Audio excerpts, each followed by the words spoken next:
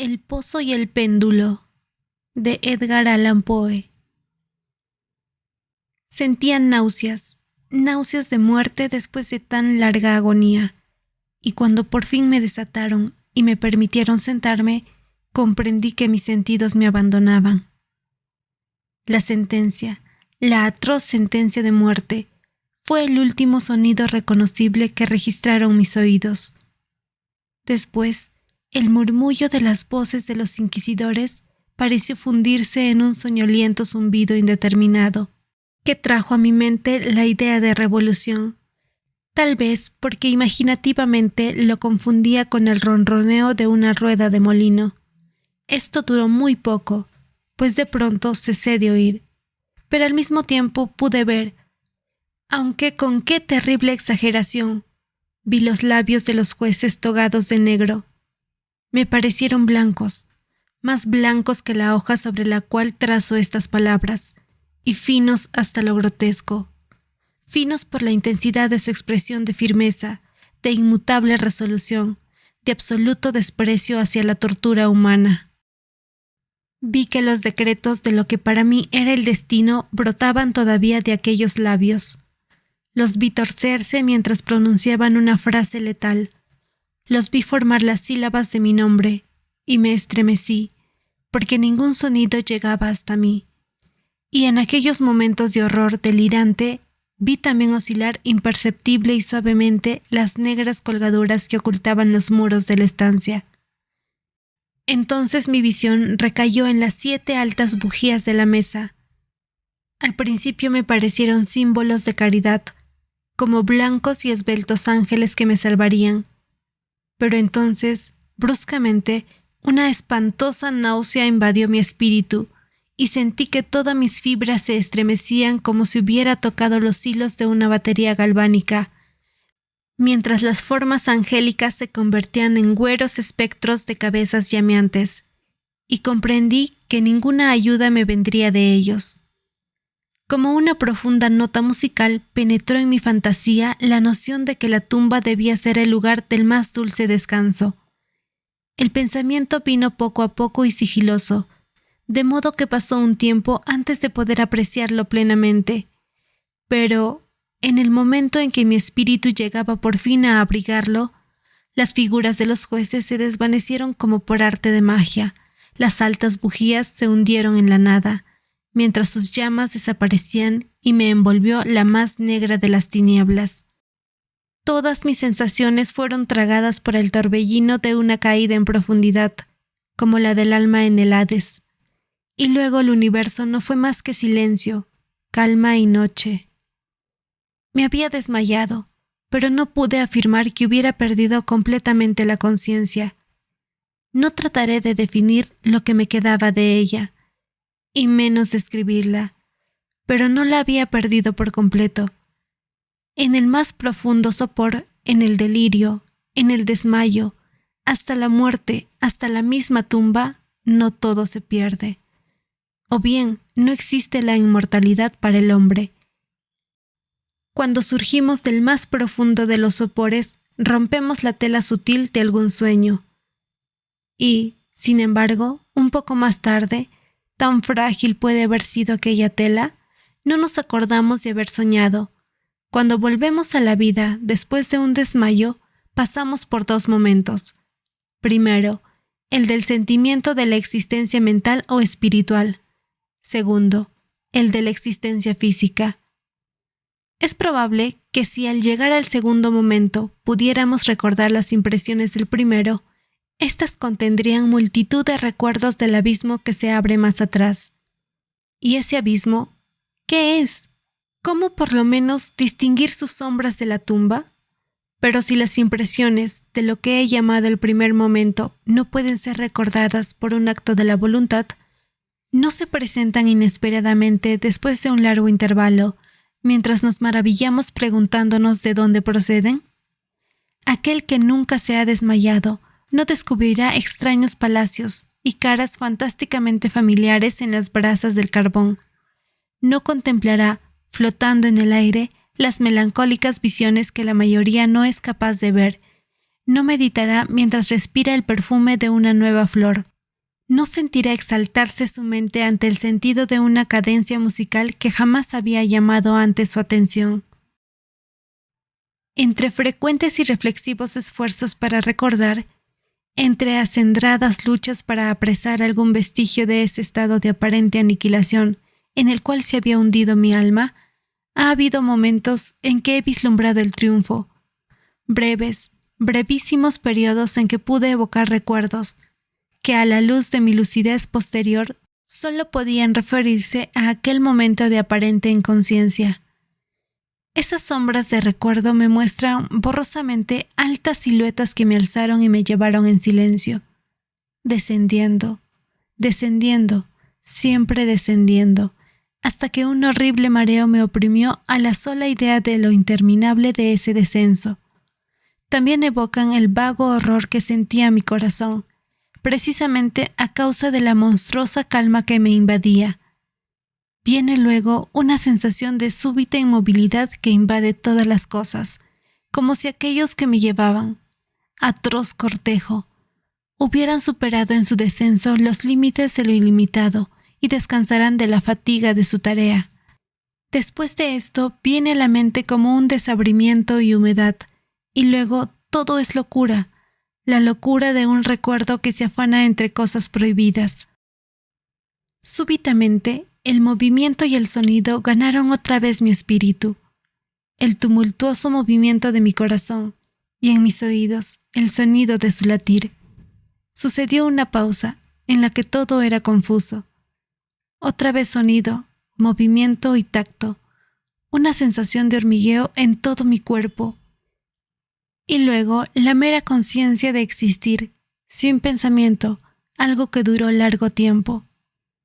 De pronto, bruscamente, el pensamiento, un espanto estremecedor y el esfuerzo más intenso por comprender mi verdadera situación.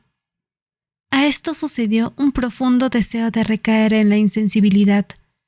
Otra vez un violento revivir del espíritu y un esfuerzo por moverme hasta conseguirlo. Y entonces el recuerdo vívido del proceso, los jueces, las colgaduras negras, la sentencia, la náusea, el desmayo. Y total olvido de lo que siguió, de todo lo que tiempos posteriores y un obstinado esfuerzo me han permitido vagamente recordar. Hasta ese momento no había abierto los ojos. Sentí que yacía de espaldas y que no estaba atado. Alargué la mano, que cayó pesadamente sobre algo húmedo y duro. La dejé allí algún tiempo, mientras trataba de imaginarme dónde me hallaba y qué era de mí. Ansiaba abrir los ojos, pero no me atrevía, porque me espantaba esa primera mirada a los objetos que me rodeaban.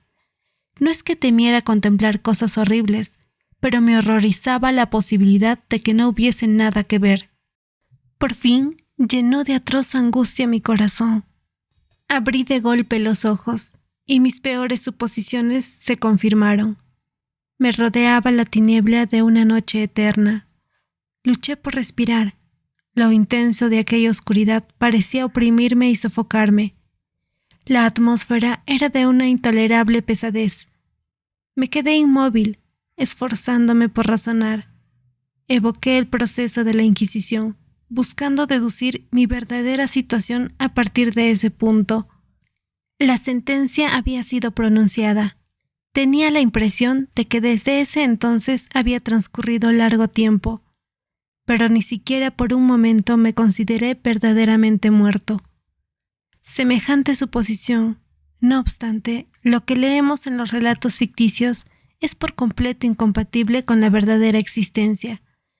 Pero, ¿dónde y en qué situación me encontraba? Sabía que, por lo regular, los condenados morían en un auto de fe, y uno de estos acababa de realizarse la misma noche de mi proceso.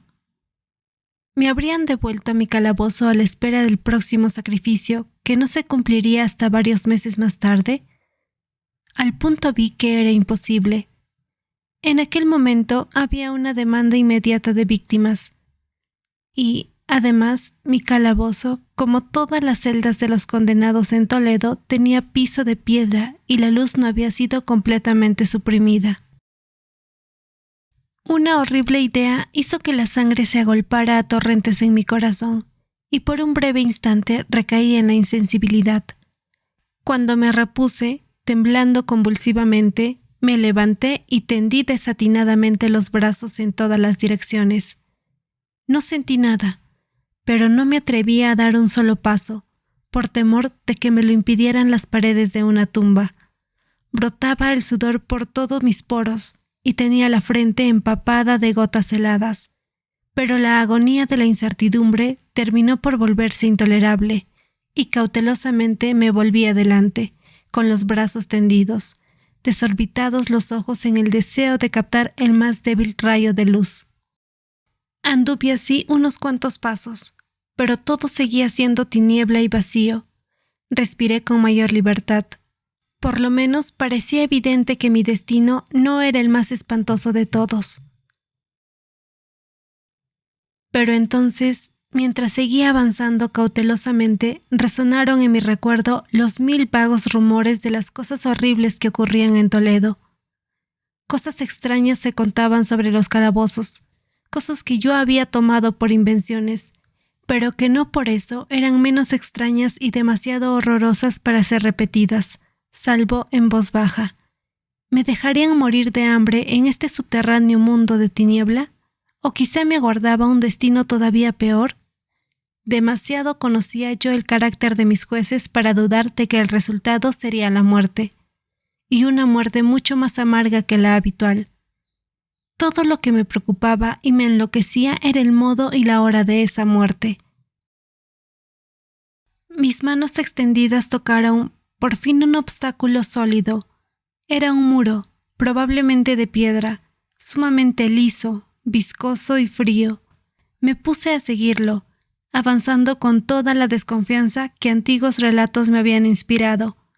Pero esto no me daba oportunidad de asegurarme de las dimensiones del calabozo, ya que daría toda la vuelta y retornaría al lugar de partida sin advertirlo. Hasta tal punto era uniforme y lisa la pared. Busqué, pues, el cuchillo que llevaba conmigo cuando me condujeron a las cámaras inquisitoriales. Había desaparecido, y en lugar de mis ropas tenía puesto un sayo de burda estameña. Había pensado hundir la hoja en alguna juntura de la mampostería, a fin de identificar mi punto de partida, pero, de todos modos, la dificultad carecía de importancia, aunque en el desorden de mi mente me pareció insuperable en el primer momento. Arranqué un pedazo del ruedo del sayo y lo puse bien extendido y en ángulo recto con respecto al muro. Luego de tentar toda la vuelta de mi celda, no dejaría de encontrar el jirón al completar el circuito. Tal es lo que, por lo menos, pensé, pues no había contado con el tamaño del calabozo y con mi debilidad. El suelo era húmedo y resbaladizo. Avancé, titubeando, un trecho, pero luego trastabillé y caí. Mi excesiva fatiga me indujo a permanecer postrado y el sueño no tardó en dominarme. Al despertar y extender un brazo, hallé junto a mí un pan y un cántaro de agua. Estaba demasiado exhausto para reflexionar acerca de esto, pero comí y bebí ávidamente. Poco después reanudé mi vuelta al calabozo y con mucho trabajo llegué, por fin, al pedazo de estameña. Hasta el momento de caer al suelo había contado 52 pasos, y al reanudar mi vuelta otros 48, hasta llegar al trozo de género. Había, pues, un total de 100 pasos. Contando una yarda por cada 2 pasos, calculé que el calabozo tenía un circuito de 50 yardas. No obstante, había encontrado numerosos ángulos de pared, de modo que no podía hacerme una idea clara de la forma de la cripta, a la que llamo así, pues no podía impedirme pensar que lo era. Poca finalidad y menos esperanza tenían estas investigaciones, pero una vaga curiosidad me impelía a continuarlas. Apartándome de la pared, resolví cruzar el calabozo por uno de sus diámetros. Avancé al principio con suma precaución, pues aunque el piso parecía de un material sólido, era peligrosamente resbaladizo a causa del limo. Cobré ánimo. Sin embargo, terminé caminando con firmeza, esforzándome por seguir una línea todo lo recta posible. Había avanzado 10 o 12 pasos en esta forma, cuando el ruedo desgarrado del sayo se me enredó en las piernas. Trastabillando, caí violentamente de bruces. En la confusión que siguió a la caída, no reparé en un sorprendente detalle que, pocos segundos más tarde, y cuando aún yacía boca abajo, reclamó mi atención. Helo aquí. Tenía el mentón apoyado en el piso del calabozo, pero mis labios y la parte superior de mi cara, que aparentemente debían encontrarse a un nivel inferior al de la mandíbula, no se apoyaba en nada. Al mismo tiempo, me pareció que bañaba mi frente un vapor viscoso, y el olor característico de los hongos podridos penetró en mis fosas nasales. Tendí un brazo y me estremecí al descubrir que me había desplomado exactamente al borde de un pozo circular, cuya profundidad me era imposible descubrir por el momento. Tanteando en la mampostería que bordeaba el pozo, logré desprender un menudo fragmento y lo tiré al abismo. Durante largos segundos escuché cómo repercutía al golpear en su descenso las paredes del pozo. Hubo por fin un chapoteo en el agua, al cual sucedieron sonoros ecos. En ese mismo instante oí un sonido semejante al de abrirse y cerrarse rápidamente una puerta en lo alto, mientras un débil rayo de luz cruzaba instantáneamente la tiniebla y volvía a desvanecerse con la misma precipitación. Comprendí claramente el destino que me habían preparado, y me felicité de haber escapado a tiempo gracias al oportuno accidente. Un paso más antes de mi caída, y el mundo no hubiera vuelto a saber de mí. La muerte a la que acababa de escapar tenía justamente las características que yo había rechazado como fabulosas y antojadizas en los relatos que circulaban acerca de la Inquisición. Para las víctimas de su tiranía se reservaban dos especies de muerte, una llena de horrorosos sufrimientos físicos y otra acompañada de sufrimientos morales todavía más atroces. Yo estaba destinado a esta última. Mis largos padecimientos me habían desequilibrado los nervios, al punto que bastaba el sonido de mi propia voz para hacerme temblar, y por eso constituía en todo sentido el sujeto ideal para la clase de torturas que me aguardaban. Estremeciéndome de pies a cabeza, me arrastré hasta volver a tocar la pared, resuelto a perecer allí antes que arriesgarme otra vez a los horrores de los pozos, ya que mi imaginación concebía ahora más de uno, situados en distintos lugares del calabozo. De haber tenido otro estado de ánimo, tal vez me hubiera alcanzado el coraje para acabar de una vez con mis desgracias precipitándome en uno de esos abismos. Pero había llegado a convertirme en el peor de los cobardes, y tampoco podía olvidar lo que había leído sobre esos pozos. Esto es, que su horrible disposición impedía que la vida se extinguiera de golpe. La agitación de mi espíritu me mantuvo despierto durante largas horas, pero finalmente acabé por adormecerme. Cuando desperté, otra vez había a mi lado un pan y un cántaro de agua. Me consumía una sed ardiente y de un solo trago vacié el jarro. El agua debía contener alguna droga, pues apenas la hube bebido, me sentí irresistiblemente adormilado. Un profundo sueño cayó sobre mí, un sueño como el de la muerte. No sé, en verdad, cuánto duró, pero cuando volví a abrir los ojos, los objetos que me rodeaban eran visibles, gracias a un resplandor sulfuroso, cuyo origen me fue imposible determinar al principio. Pude contemplar la extensión y el aspecto de mi cárcel. Mucho me había equivocado sobre su tamaño. El circuito completo de los muros no pasaba de unas 25 yardas. Durante unos minutos esto me llenó de una vana preocupación. ¿Vana? Sí, pues nada podía tener menos importancia, en las terribles circunstancias que me rodeaban que las simples dimensiones del calabozo. Pero mi espíritu se interesaba extrañamente en nimiedades, y me esforcé por descubrir el error que había podido cometer en mis medidas. Por fin se me reveló la verdad. En la primera tentativa de exploración, había contado 52 pasos hasta el momento en que caí al suelo.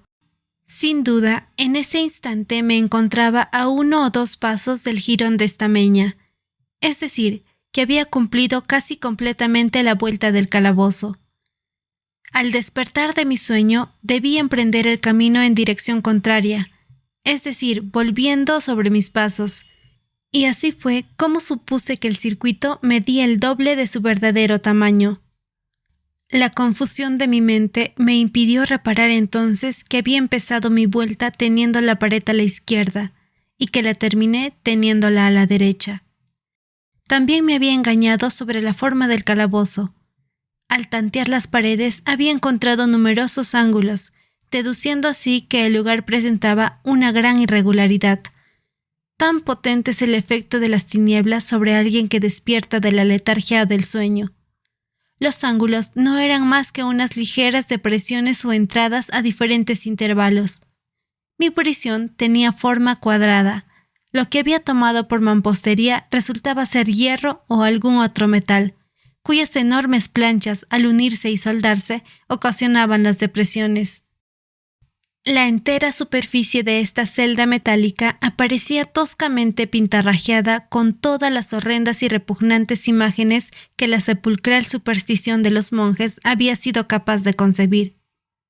Las figuras de demonios amenazantes, de esqueletos y otras imágenes todavía más terribles recubrían y desfiguraban los muros.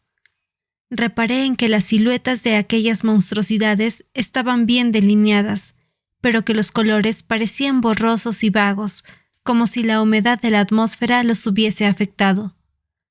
Noté asimismo que el suelo era de piedra. En el centro se abría un pozo circular de cuyas fauces, abiertas como si bostezara, acababa de escapar, pero no había ningún otro en el calabozo. Vi todo esto sin mucho detalle y con gran trabajo, pues mi situación había cambiado grandemente en el curso de mi sopor. Yacía ahora de espaldas, completamente estirado, sobre una especie de bastidor de madera. Estaba firmemente amarrado por una larga banda que parecía un cíngulo. Pasaba, dando muchas vueltas, por mis miembros y mi cuerpo, dejándome solamente en libertad la cabeza y el brazo derecho, que con gran trabajo podía extender hasta los alimentos, colocados en un plato de barro a mi alcance. Para mayor espanto, vi que se habían llevado el cántaro de agua. Y digo espanto porque la más intolerable sed me consumía. Por lo visto, la intención de mis torturadores era estimular esa sed, pues la comida del plato consistía en carne sumamente condimentada. Mirando hacia arriba, observé el techo de mi prisión. Tendría unos 30 o 40 pies de alto, y su construcción se asemejaba a la de los muros. En uno de sus paneles aparecía una extraña figura que se apoderó por completo de mi atención. La pintura representaba al tiempo tal como se lo suele figurar, salvo que, en vez de guadaña, tenía lo que me pareció la pintura de un pesado péndulo, semejante a los que vemos en los relojes antiguos. Algo, sin embargo, en la apariencia de aquella imagen me movió a observarlas con más detalle. Mientras la miraba directamente de abajo hacia arriba, pues se encontraba situada exactamente sobre mí, tuve la impresión de que se movía. Un segundo después, esta impresión se confirmó. La oscilación del péndulo era breve y, naturalmente, lenta. Lo observé durante un rato con más perplejidad que temor. Cansado, al fin, de contemplar su monótono movimiento, volví los ojos a los restantes objetos de la celda. Un ligero ruido atrajo mi atención, y mirando hacia el piso vi cruzar varias enormes ratas. Habían salido del pozo, que se hallaba al alcance de mi vista sobre la derecha. Aún entonces, mientras las miraba, siguieron saliendo en cantidades, presurosas y con ojos famélicos atraídos por el olor de la carne. Me dio mucho trabajo ahuyentarlas del plato de comida. Habría pasado una media hora, quizá una hora entera, pues solo tenía una noción imperfecta del tiempo. Antes de volver a fijar los ojos en lo alto, lo que entonces vi me confundió y me llenó de asombro.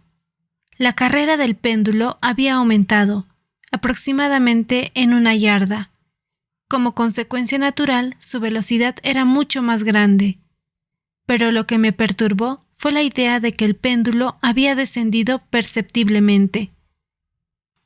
Noté ahora, y es inútil agregar con cuánto horror, que su extremidad inferior estaba constituida por una media luna de reluciente acero, cuyo largo de punta a punta alcanzaba a un pie. Aunque afilado como una navaja, el péndulo parecía macizo y pesado, y desde el filo se iba ensanchando hasta rematar en una ancha y sólida masa. Hallábase fijo a un pesado vástago de bronce, y todo el mecanismo silbaba al balancearse en el aire. Ya no me era posible dudar del destino que me había preparado el ingenio de los monjes para la tortura. Los agentes de la Inquisición habían advertido mi descubrimiento del pozo. El pozo, sí, cuyos horrores estaban destinados a un recusante tan obstinado como yo. El pozo, símbolo típico del infierno, última thule de los castigos de la Inquisición, según los rumores que corrían. Por el más casual de los accidentes había evitado caer en el pozo, y bien sabía que la sorpresa, la brusca precipitación en los tormentos, constituían una parte importante de las grotescas muertes que tenían lugar en aquellos calabozos. No habiendo caído en el pozo, el demoníaco plan de mis verdugos no contaba con precipitarme por la fuerza, y por eso, ya que no quedaba otra alternativa, me esperaba ahora un final diferente y más apacible. Más apacible. Casi me sonreí en medio del espanto al pensar en semejante aplicación de la palabra. ¿De qué vale hablar de las largas horas de un horror más que mortal, durante las cuales conté las zumbantes oscilaciones del péndulo? Pulgada a pulgada, con un descenso que solo podía apreciarse después de intervalos que parecían siglos. Más y más íbase aproximando. Pasaron días, puede ser que hayan pasado muchos días, antes de que oscilara tan cerca de mí que parecía abanicarme con su acre aliento. El olor del afilado acero penetraba en mis sentidos. Supliqué, fatigando al cielo con mis ruegos, para que el péndulo descendiera más velozmente. Me volví loco, me exasperé, e hice todo lo posible por enderezarme y quedar en el camino de la horrible cimitarra. Y después caí en una repentina calma, y me mantuve inmóvil, sonriendo a aquella brillante muerte como un niño a un bonito juguete. Siguió otro intervalo de total insensibilidad. Fue breve, pues al resbalar otra vez en la vida, noté que no se había producido ningún descenso perceptible del péndulo. Podía, sin embargo, haber durado mucho, pues bien sabía que aquellos demonios estaban al tanto de mi desmayo y que podían haber detenido el péndulo a su gusto. Al despertarme me sentí inexpresablemente enfermo y débil, como después de una prolongada inanición. Aún en la agonía de aquellas horas, la naturaleza humana ansiaba alimento. Con un penoso esfuerzo alargué el brazo izquierdo todo lo que me lo permitían mis ataduras, y me apoderé de una pequeña cantidad que habían dejado las ratas. Cuando me llevaba una porción a los labios, pasó por mi mente un pensamiento apenas esbozado de alegría, de esperanza. Pero, ¿qué tenía yo que ver con esperanza? Era aquel, como digo, un pensamiento apenas formado. Muchos así tiene el hombre que no llegan a completarse jamás. Sentí que era de alegría, de esperanza, pero sentí al mismo tiempo que acababa de extinguirse en plena elaboración. Vanamente luché por alcanzarlo, por recobrarlo. El prolongado sufrimiento había aniquilado casi por completo mis facultades mentales ordinarias. no era más que un imbécil, un idiota. La oscilación del péndulo se cumplía en ángulo recto con mi cuerpo extendido. Vi que la media luna estaba orientada de manera de cruzar la zona del corazón. Desgarraría la estameña de mi sayo. Retornaría para repetir la operación.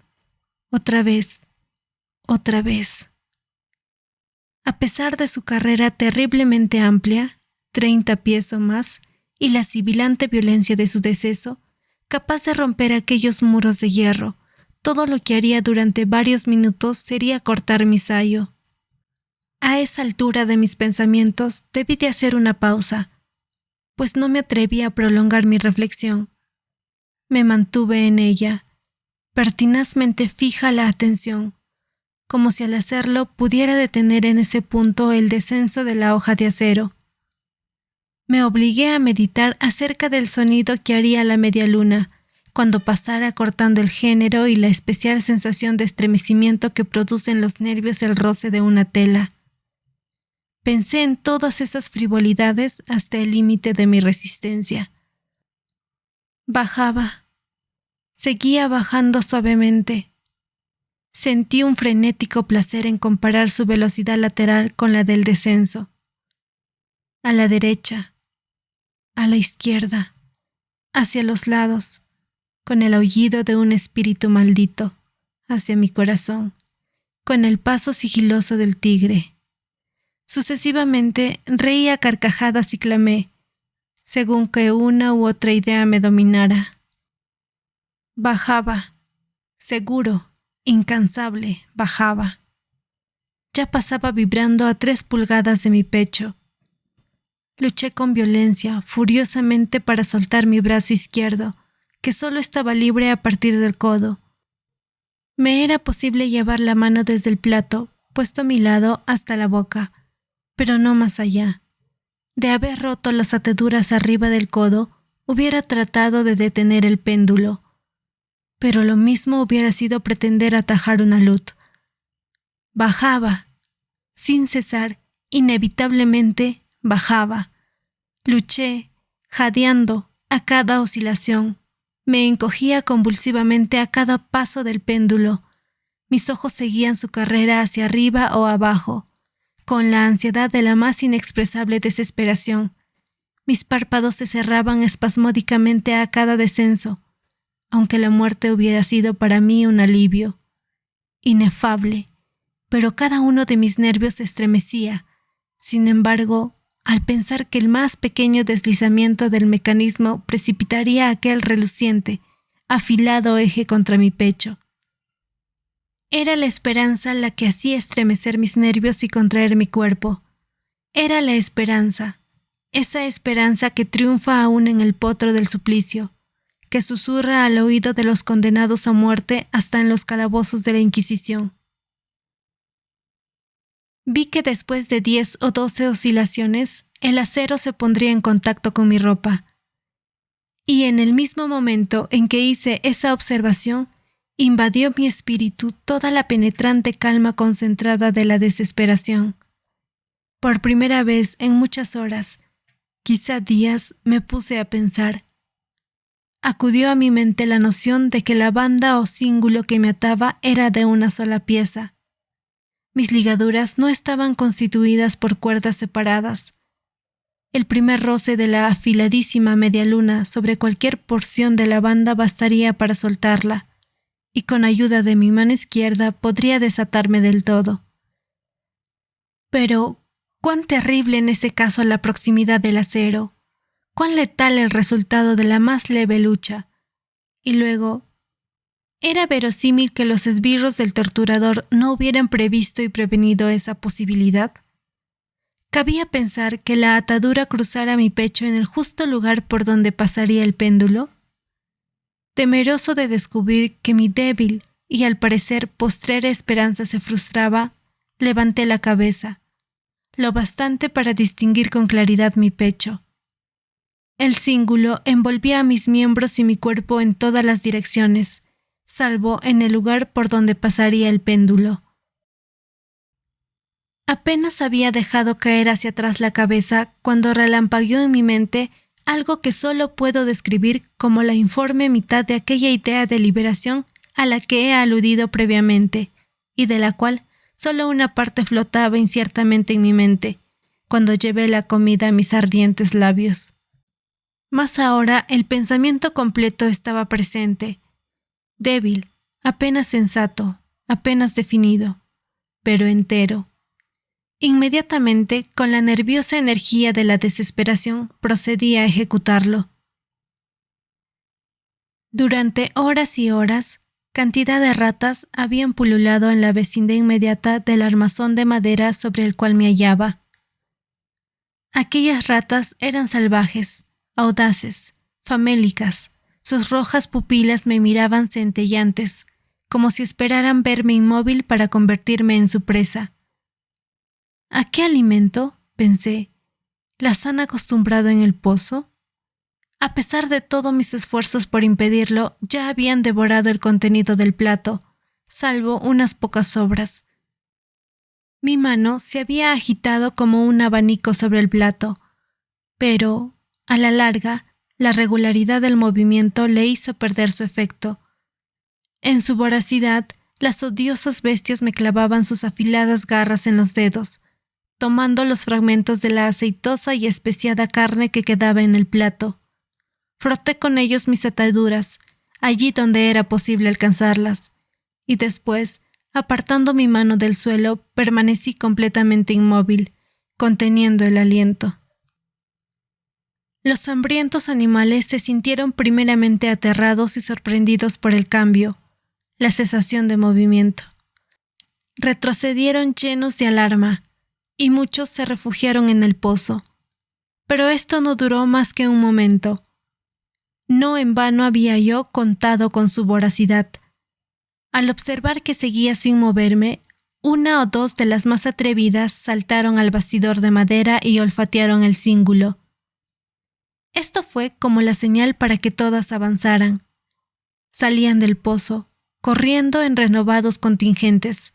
Se colgaron de la madera, corriendo por ella y saltaron a centenares sobre mi cuerpo. El acompasado movimiento del péndulo no las molestaba para nada. Evitando sus golpes, se precipitaban sobre las untadas ligaduras. Se apretaban, pululaban sobre mí en cantidades cada vez más grandes. Se retorcían cerca de mi garganta. Sus fríos hocicos buscaban mis labios. Yo me sentía ahogar bajo su creciente peso. Un asco para el cual no existe nombre en este mundo llenaba mi pecho y helaba con su espesa viscosidad mi corazón. Un minuto más, sin embargo, y la lucha terminaría. Con toda claridad percibí que las ataduras se aflojaban. Me di cuenta de que debían de estar rotas en más de una parte, pero, con una resolución que excedía lo humano, me mantuve inmóvil. No había errado en mis cálculos ni sufrido tanto en vano. Por fin, sentí que estaba libre. El cíngulo colgaba en tiras a los lados de mi cuerpo, pero ya el paso del péndulo alcanzaba mi pecho. Había dividido la estameña de mi sayo y cortaba ahora la tela de la camisa. 2 veces más pasó sobre mí, y un agudísimo dolor recorrió mis nervios. Pero el momento de escapar había llegado. Apenas agité la mano, mis libertadoras huyeron en tumulto, con un movimiento regular, cauteloso, y encogiéndome todo lo posible me deslicé lentamente fuera de mis ligaduras, más allá del alcance de la cimitarra. Por el momento, al menos estaba libre. ¡Libre! Y en las garras de la Inquisición. Apenas me había apartado de aquel lecho de horror para ponerme de pie en el piso de piedra. Cuando cesó el movimiento de la diabólica máquina y la vi subir, movida por una fuerza invisible hasta desaparecer más allá del techo. Aquello fue una lección que debí tomar desesperadamente a pecho. Indudablemente espiaban cada uno de mis movimientos. ¡Libre! Apenas se había escapado de la muerte bajo la forma de una tortura, para ser entregado a otro que sería peor aún que la misma muerte. Pensando en eso, paseé nerviosamente los ojos por las barreras de hierro que me encerraban. Algo insólito, un cambio que, al principio, no me fue posible apreciar claramente, se había producido en el calabozo. Durante largos minutos, sumido en una temblorosa y vaga abstracción, me perdí en vanas y desilvanadas conjeturas. En estos momentos pude advertir por primera vez el origen de la sulfurosa luz que iluminaba la celda. Procedía de una fisura de media pulgada de ancho, que rodeaba por completo el calabozo al pie de las paredes, las cuales parecían, y en realidad estaban, completamente separadas del piso. A pesar de todos mis esfuerzos, me fue imposible ver nada a través de la abertura. Al ponerme otra vez de pie, comprendí de pronto el misterio del cambio que había advertido en la celda. Ya he dicho que, si bien las siluetas de las imágenes pintadas en los muros eran suficientemente claras, los colores parecían borrosos e indefinidos.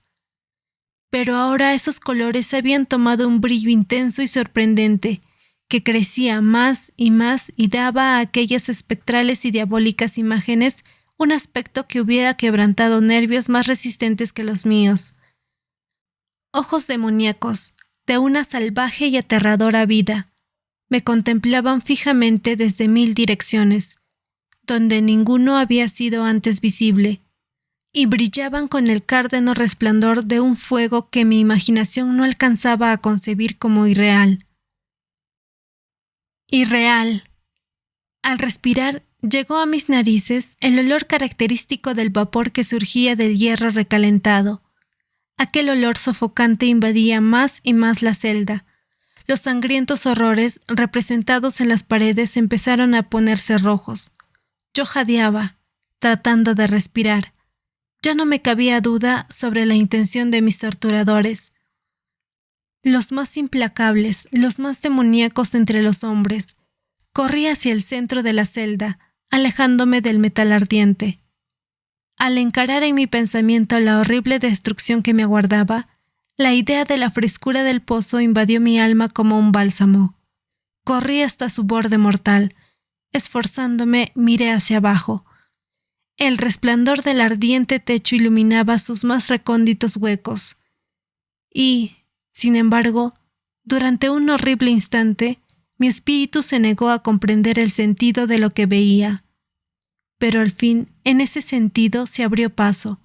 Avanzó poco a poco hasta mi alma, hasta arder y consumirse en mi estremecida razón. Oh, poder expresarlo. Espanto.